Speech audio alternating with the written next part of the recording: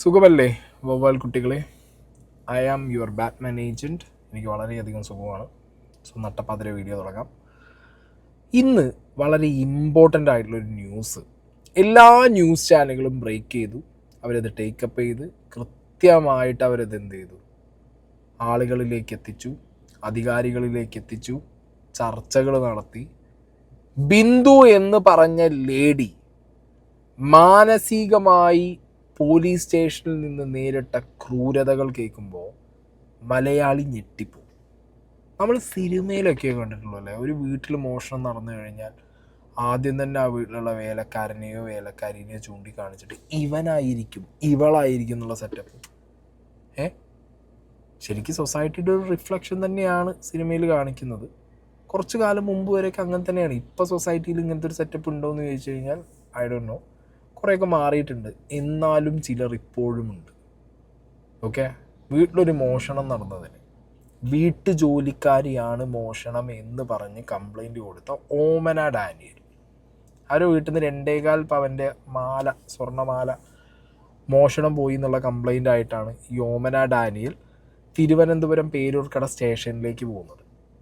ഈ പേരൂർക്കട സ്റ്റേഷനിലെ സാറുമാർ ബിന്ദുവിനെ ഫോൺ വിളിച്ച് സ്റ്റേഷനിലേക്ക് വരുത്തുകയാണ്. 19-ാം തീയതി ജോലി നിർത്തിയതാണ് ഓമന ഡാനിയലിൻ്റെ വീട്ടിൽ ബിന്ദു എന്ന് പറഞ്ഞ ഈ ലേഡി. എന്നാൽ 23-ാം തീയതി കംപ്ലൈൻ്റ് ആയിട്ടാണ് ഓമന ഡാനിയൽ ചെല്ലുന്നത്. സ്വർണ്ണമാല കാണാനില്ല. പോലീസുകാരൊന്നും നോക്കിയില്ല. പേരൂർക്കട സ്റ്റേഷനിലെ SIയും പിന്നെ വേറൊരു പോലീസുകാരുണ്ട്, SI പ്രസാദാണ്, പ്രസന്നനാണ് വേറൊരു പോലീസുകാരൻ. ഇവർ രണ്ടുപേരും ഈ ലേഡി വന്നതിന് ശേഷം തെറി വിളിച്ചു. വെള്ളം ചോദിച്ചപ്പോൾ ബാത്റൂമിൽ നിന്ന് എടുത്ത് കുടിച്ചോ എന്ന് പറഞ്ഞു.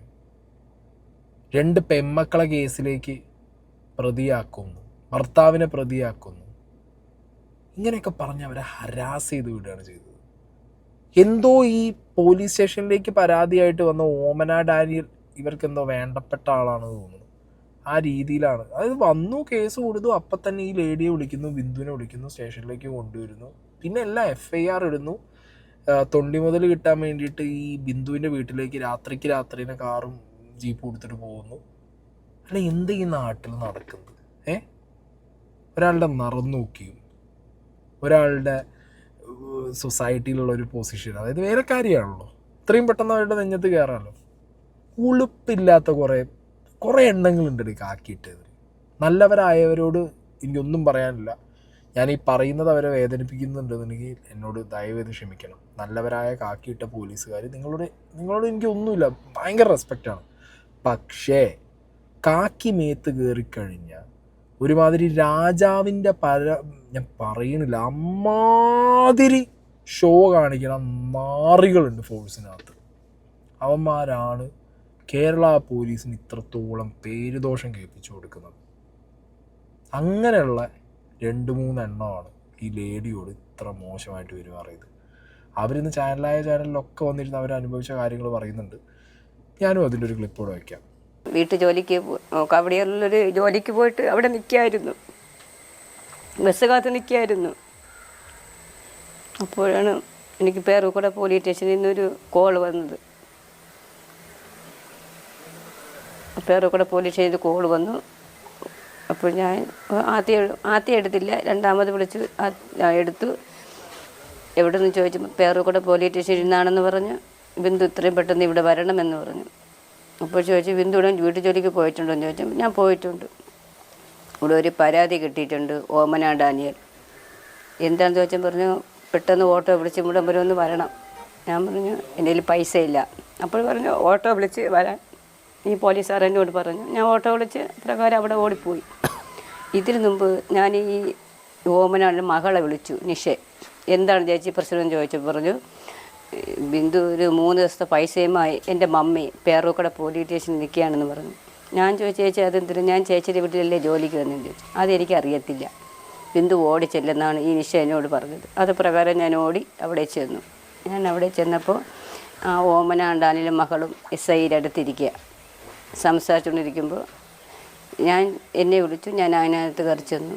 SIയോട് ചോദിച്ചു, എന്താണ് സാറെന്ന് ചോദിച്ചപ്പോൾ ഇവരെ മാല കണ്ടില്ല, എന്നിട്ട് ഞാൻ ഈ മേഡത്തിനോട് ചോദിച്ചു, മേഡം എന്താണ് അത്? എൻ്റെ മാല കണ്ടില്ല, ബിന്ദുവാണ് അവിടെ ജോലിക്ക് വന്നതെന്ന് പറഞ്ഞു. അപ്പോൾ ഞാൻ പറഞ്ഞു, മേഡം ഞാൻ എടുത്തിട്ടില്ല, ഞാൻ മാല എടുത്തിട്ടില്ല. എസ്ഐയോടും ഈ മേഡത്തിനോടും ഞാൻ പറഞ്ഞു. എന്നിട്ട് അവർ വേറൊരു വനിതയെ വിളിച്ചു. എന്നെ റൂമിൽ കൊണ്ട് എൻ്റെ ടോപ്പും എല്ലാം മാറ്റി എന്നെ പരിശോധിച്ചിട്ട് വീണ്ടും വെളിയിൽ കൊണ്ടുവന്നു. എന്നിട്ട് വേറൊരു വനിതയുമായി റൂമിൽ കൊണ്ടുപോയി എന്നെ പരിശോധിച്ചു. എന്നിട്ട് വീണ്ടും എന്നെ വെളിയിൽ കൊണ്ടുവന്നിട്ട് CA അവിടുത്തെ കൊണ്ടുപോയി എല്ലാവരും എന്നെ ചോദ്യം ചെയ്തു. ഭയങ്കരമായിട്ട് എന്നെ വേദനിപ്പിച്ചു. ഞാൻ മാല എടുത്തിട്ടില്ല എന്ന് 1000 പ്രാവശ്യം പറഞ്ഞിട്ടും അവരത് ചെയ്യിക്കൊള്ളാൻ തയ്യാറായില്ല. അവരെ കാല് പിടിച്ച് ഞാൻ പറഞ്ഞു, ഞാൻ മാല എടുത്തിട്ടില്ല. എന്നിട്ടും അവരെന്നെ വീണ്ടും അവരെന്നോട് ചോദ്യം ചെയ്തുകൊണ്ടേയിരുന്നു. അപ്പോഴീ ഓമനാടാലിൻ്റെ മകളും അവിടെ ഇരിക്കുക. എന്നിട്ട് ഒരു 8 കൂടി ഈ ഓമനാടാലിയലിൻ്റെ പ്രകാരം എന്നെ വീട്ടിൽ കൊണ്ടുവന്നപ്പോഴാണ് ഇതിനു മുമ്പ് എൻ്റെ ചേട്ടനും എല്ലാവരും എന്നെ വിളിച്ചുകൊണ്ടിരിക്കുക, ഞാൻ എവിടെയാണെന്ന് അറിയാതെ.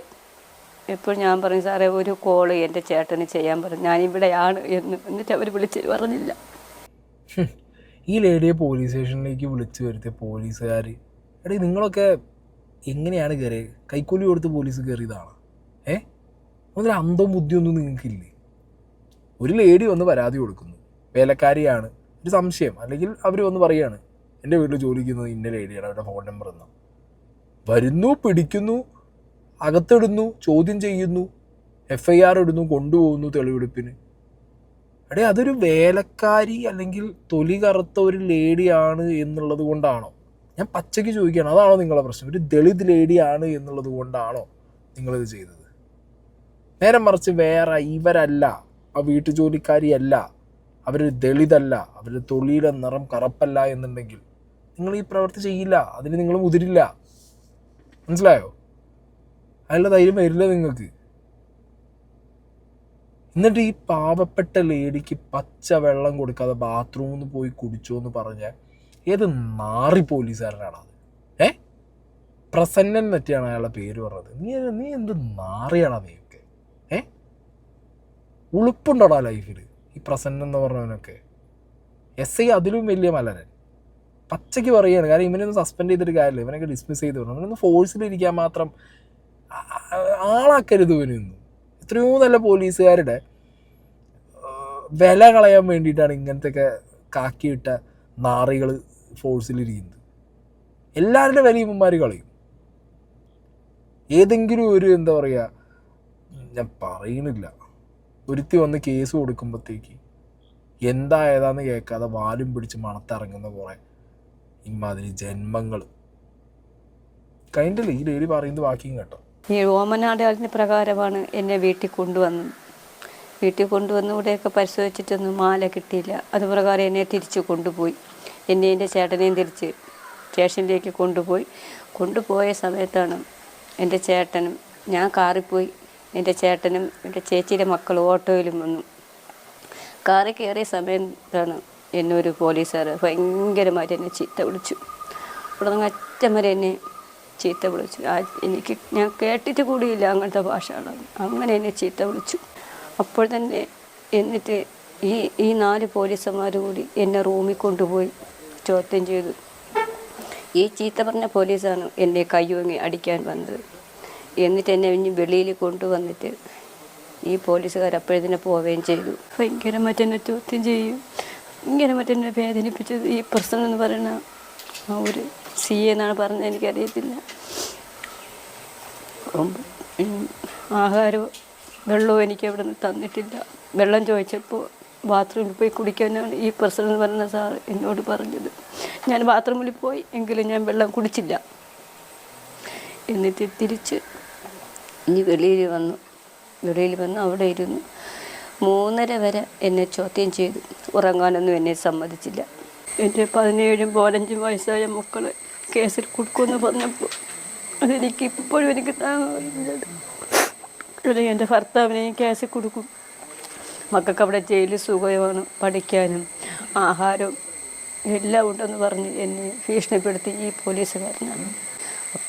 എനിക്കൊരു കാര്യം പറയണമെന്ന് SI പ്രസാദ് പറഞ്ഞു. ഞാൻ എന്ത് സാർ, അത് ഈ കവടിയാറ് അമ്പലമുക്ക് ഭാഗത്തൊന്നും എന്നെ കണ്ടുപോകരുത്, നാട് വിട്ടു പോകാൻ നമുക്കൊക്കെ എന്താ പറയുക, നമുക്കൊക്കെ നമ്മൾ ഒരു തെറ്റും ചെയ്തില്ല, അല്ലെങ്കിൽ നമ്മളെ കള്ളൻ കള്ളി എന്ന് പറയുമ്പോൾ നമ്മൾ അപ്പതളെ ഇല്ലാതാവും. കാരണം നമ്മളൊരു തെറ്റും ചെയ്യാത്തപ്പോൾ നമ്മളെ നോക്കി കള്ളൻ കള്ളി എന്ന് പറയുമ്പോൾ നമുക്കത് സഹിക്കാൻ പറ്റില്ല.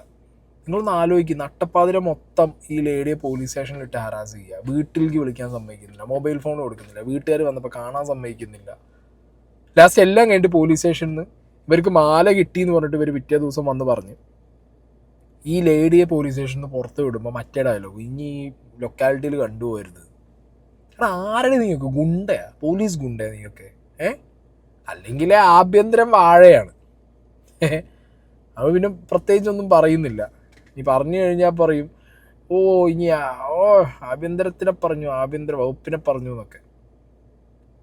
അല്ല, ഇനി അത് പാർട്ടിക്കാരിനി അത് ഭയങ്കര എന്താ പറയുക, അല്ല, പാവപ്പെട്ടവൻ്റെ പാർട്ടി, പാവപ്പെട്ടതിന് വേണ്ടിയുള്ള പാർട്ടി, മനുഷ്യനാകണം എന്നൊക്കെ പറഞ്ഞ് നടക്കുന്ന ടീംസാണല്ലോ ഇവർ. പൊളിറ്റിക്കൽ സെക്രട്ടറി പി ശശീനെ കാണാൻ പോയപ്പോൾ ഉണ്ടായ എക്സ്പീരിയൻസ് ഒക്കെ ഇവർ ചാനലിരുന്ന് പറയുന്നുണ്ട്. അതൊന്നും എല്ലാവരും കേൾക്കണം, മനുഷ്യരായ ആളുകൾ, പാർട്ടിക്കാർ. എന്താണെങ്കിലും ഇനിയിപ്പോൾ പി ശശിയുടെ ഒരു എക്സ്പ്ലനേഷൻ കാണും. ഇല്ല, ഞാൻ അവരോട് അങ്ങനെയല്ല പറഞ്ഞത്, ഞാൻ അവരോട് കോടതിയിലേക്ക് പോകാൻ പറഞ്ഞത് അവർക്കെതിരെ വന്ന കേസിൽ ഒരു തീർപ്പുണ്ടാക്കാനാന്നുള്ള ഒരു ലെയിം എക്സ്പ്ലനേഷനൊക്കെ പി ശശിയുടെ ഭാഗത്തുനിന്ന് വരാം. അതവിടെ നിൽക്കട്ടെ. ഞാൻ അങ്ങനെ ആലോചിക്കുകയാണ്, ഈ നാട്ടിൽ ഞാൻ വേടനെ വേറെ വിഷയം ഉണ്ടായിട്ടൊന്നും പറയില്ല. വേടന് വേദി കൊടുക്കുന്നു, വേടനെ കാണുമ്പോഴത്തേക്ക് മുഖ്യമന്ത്രി തൊഴുത് നിൽക്കുന്നു, അങ്ങോട്ട് തൊഴുന്നു, എന്തൊക്കെയാണ് നടന്നുകൊണ്ടിരിക്കുക. അപ്പോൾ പ്രിവിലേജ്ഡ് ആയിട്ടുള്ള ദളിതരുണ്ട്. ഇത് പ്രിവിലേജ് ഇല്ലാത്ത ഒരു ദളിത് യുവതിയാണിത്, മനസ്സിലായോ? ഇവർക്ക് പ്രിവിലേജ് ഇല്ല. അതുകൊണ്ടാണ് പി ശശിയെ പോലുള്ള ഒരു പൊളിറ്റിക്കൽ സെക്രട്ടറി ആയിട്ടിരുന്നിട്ട് അവിടെ ചെന്നപ്പോൾ ഇവർക്ക് ഇത്രത്തോളം അവഗണന നേരിടേണ്ട ഒരവസ്ഥ വന്നത്. കഷ്ടം. ഈ ലേഡിക്ക് എന്ത് നീതി മേടിച്ചു കൊടുക്കും ഇവിടുത്തെ ഗവൺമെൻറ് എന്നുള്ളതൊന്ന് കാണണം. സസ്പെൻഷനല്ലേ പോലീസുകാരന് കൊടുത്തിട്ടുള്ളത്? ഇത്രയെങ്കിലും ഉൾപ്പെടുന്നതിന് ഡിസ്മിസ് ചെയ്ത് കളയണം. അവനൊക്കെ വെച്ചുകൊണ്ടിരിക്കരുത്. അത്രയും അനുഭവിച്ചിട്ടുണ്ട് ആ ലേഡി. അവർക്ക് ഏകദേശം ഒരു മാസമായി അവർക്കെതിരെയുള്ള FIR വരെ ക്ലോസ് ചെയ്തിട്ടില്ല. മാല കിട്ടി എന്നുള്ളതൊക്കെ പോലീസുകാർക്ക് മനസ്സിലായി. അറ്റ്ലീസ്റ്റ് ആ FIR ക്ലോസ് ചെയ്യേണ്ട, അതുപോലും ചെയ്തിട്ടില്ല. ഇത്രയേ ഉള്ളൂ. പാവപ്പെട്ടവൻ്റെ നെഞ്ഞത്ത് കയറാം, എന്തും ചെയ്യാം. ആഭ്യന്തരം കുത്തഴിഞ്ഞ് കിടക്കില്ലേ. ആഭ്യന്തരത്തിന് ഇവിടെ പ്രത്യേകിച്ച് ആരും ഇല്ല, മനസ്സിലായോ? തലപ്പത്തൊന്നും ആരും ഇല്ല. ആഭ്യന്തരമൊക്കെ പോലീസുകാരുടെ ഇടയിൽ പോലീസുകാരൻ്റെ ഭരിക്കുകയാണ്, പാർട്ടിക്കാരൻ്റെ ഭരിക്കുകയാണ്. അതാണ് വിഷയം. ഞാൻ നേരത്തെ പറഞ്ഞ പോലെ ആഭ്യന്തരം ഒരു വാഴയാണ് ഇവിടെ. അതിനപ്പുറം ഇനി ഒരു എക്സാമ്പിൾ ആഭ്യന്തരത്തിന് പറയാനില്ല കേരളത്തിൽ. എന്താണെങ്കിലും കണ്ടിട്ട് സഹിക്കണം. എനിക്കിതിലും നന്നായിട്ട് പറയണമെന്നുണ്ട്, പക്ഷെ ഞാൻ ഇതിപ്പോൾ നിർത്തുന്നത്. ചില കാക്കിയിട്ട പോലീസുകാരോടൊക്കെ എനിക്ക് ഭയങ്കര റെസ്പെക്റ്റ് ഉണ്ട്. ചിലരെൻ്റെ വളരെ ക്ലോസ് ഫ്രണ്ട്സാണ്. അവരുടെയൊക്കെ സെൽഫ്ലെസ് ആയിട്ടുള്ള എന്താ പറയുക, ഡ്യൂട്ടി കാണുന്ന സമയത്ത് ഒന്നും പറയാനില്ല, അവരൊക്കെ അടിപൊളിയാണ്. പക്ഷേ ഈ പറഞ്ഞ പ്രസന്നൻ, പിന്നെ SI പ്രസാദ്, ഇവരെ പോലെയുള്ള തെണ്ടികൾ സേനയ്ക്കകത്തിരുന്നിട്ട് സേനേൻ്റെ വില കളയും. കൊള്ളാം. എന്താണെങ്കിലും ഇനിയിപ്പോൾ ഈ പൊളിറ്റിക്കൽ സെക്രട്ടറിയുടെ വാദമായിട്ട് വരുന്ന പാർട്ടിക്കാർ കമൻറ്റ് ബോക്സിൽ വരികയാണെങ്കിൽ അവരോട് പറയാനുള്ളത്, പൊളിറ്റിക്കൽ സെക്രട്ടറി അവിടെ ചെന്നിട്ട് ഈ ലേഡിയെ തീരെ പരിഗണിക്കാതെ തള്ളി വിട്ടില്ല, അവരോട് മറ്റേത് മാതിരി പറഞ്ഞു അവരെ പരിഗണിച്ചു എന്നൊക്കെയാണ് നിങ്ങളെ വാദം എന്നുണ്ടെങ്കിൽ ദയവേത് CCTV ക്യാമറ ഉണ്ടാവുമല്ലോ അവിടെയൊക്കെ, അല്ലേ? CCTV ക്യാമറ നിർബന്ധമായിട്ടും അവിടെ കാണും. ആ വിഷ്വൽസൊക്കെ പുറത്തു വിടാൻ പറ്റുമെങ്കിൽ ഒന്ന് പുറത്തു വിടുക. അതോ ഇനി അത് CCTV വർക്ക് ചെയ്യില്ല, അല്ലെങ്കിൽ CCTV വിഷ്വൽ ചോദിച്ചു കൊല്ലുമ്പോഴത്തേക്കും ഓഫീസ് അടക്കം കത്തിപ്പിടിച്ച് പോയി എന്നുള്ള വാർത്താനൊന്നും പറയാതിരിക്കണം. അങ്ങനെയൊക്കെ പറയുമായിരിക്കും ചിലപ്പോൾ, പറയാൻ പറ്റില്ല. അവരനുഭവിച്ച കാര്യങ്ങൾ അവർ ഓരോന്ന് എണ്ണി പറയുന്നത്. ഇവിടെ ഒരു പാവങ്ങൾക്കൊരു വിശ്വാസമുണ്ട് ഈ പാർട്ടിയുടെ മുകളിലും ഈ ഭരിക്കുന്ന ആളുകളുടെ മുകളിലും. പോലീസിന് കഴിയുന്നു നീതി ലഭിക്കുന്നില്ല, അവിടെയും നീതി നിഷേധിക്കപ്പെടുകയാണ്. പിന്നെ ചെല്ലുന്നത് ഇതേപോലെ ഇവരൊക്കെ വിചാരിക്കുന്നത് നമ്മുടെ പാർട്ടിയിലെന്ന് വിചാരിച്ച് കയറി ചെല്ലുകയാണ് മുഖ്യമന്ത്രീനെ കാണാൻ, മുഖ്യമന്ത്രിയുടെ ഓഫീസിലേക്ക്. അപ്പോൾ അവിടെ അങ്ങനത്തെ ഒരു ദുരനുഭവം. കൊള്ളാം. എന്താണെന്നുണ്ടെങ്കിൽ ഞാൻ പറഞ്ഞു, ഒരു സൈഡ് ഇങ്ങനെ പൊക്കി പിടിക്കുന്നുണ്ട് വേടനെ. അത് പൊളിറ്റിക്കൽ പ്രൊജക്റ്റാന്ന് ഞാൻ പലവട്ടം പറഞ്ഞിട്ടുണ്ട്. നോക്കട്ടെ, ഈ പറഞ്ഞ ബിന്ദുവിൻ്റെ അടുത്ത് മുഖ്യമന്ത്രി ചെല്ലുമെന്നുള്ളത്. ചെല്ലണം, ഞാൻ പറയുമ്പോൾ ചെല്ലണം. ചെന്ന് ഇവരെ ആശ്വസിപ്പിച്ച് അടുത്തൊരു വേദിയിൽ ബിന്ദുവിനെ കൊണ്ടുപോകും. നിങ്ങൾ എന്താണെങ്കിലും 4ാം വാർഷികം നടത്തുന്നുണ്ടല്ലോ. ഈ ലേഡിക്ക് ഉണ്ടായ ഈ അഭിമാനക്ഷതത്തിന് മുഖ്യമന്ത്രി ബിന്ദുവിനെ അടുത്ത 4ാം വാർഷികത്തിൻ്റെ ഒരു പ്രോഗ്രാമിന് വിളിച്ച് സ്റ്റേജിൽ നിർത്തി അവർക്ക് വന്ന മാനഹാനിക്ക് ഇത്രയെങ്കിലും ചെയ്തു കൊടുക്കണം. അതൊരു മോട്ടിവേഷനാവും. കാരണം പാവപ്പെട്ടവന് വേണ്ടിയുള്ള പാർട്ടിയിൽ പാവപ്പെട്ടവൻ ഭരിക്കുക, അങ്ങനെയാണല്ലോ മൊത്തത്തിൽ. അവിടേക്കാണ് ഒരു മുഖ്യമന്ത്രിയുടെ ക്രെഡിബിലിറ്റി കൂടുക. പ്ലീസ്, ഇത് ചീഫ് മിനിസ്റ്റർ പിണറായി വിജയനുള്ള റിക്വസ്റ്റാണ്, നിങ്ങളിത് ചെയ്യണം. ഇതോടുകൂടി അതൊക്കെ നിങ്ങൾക്ക് ഭയങ്കര പോസിറ്റീവാവും മനുഷ്യ. അതൊക്കെ ചെയ്യണം. നിങ്ങൾ വേടനെ മാറ്റി നിങ്ങൾ ഈ ബിന്ദു മാറ്റൊന്നും വേണ്ട, വേടനെ സൈഡിൽ വെച്ചാൽ നിങ്ങൾക്ക് ആൾ കൂടണമല്ലോ. പക്ഷേ ഈ ബിന്ദുവിനെ പോലെ ഇത്രയും അനുഭവിച്ചിട്ടുള്ള ഒരാളെ, ക്രൂരത അനുഭവിച്ചിട്ടുള്ള ഒരാളെ ചേർത്ത് പിടിക്കാൻ പറ്റുന്ന ഒരു മുഖ്യമന്ത്രിയും പാർട്ടിയാണെന്നുള്ളത് നിങ്ങൾ കാണിച്ചു കൊടുക്കും.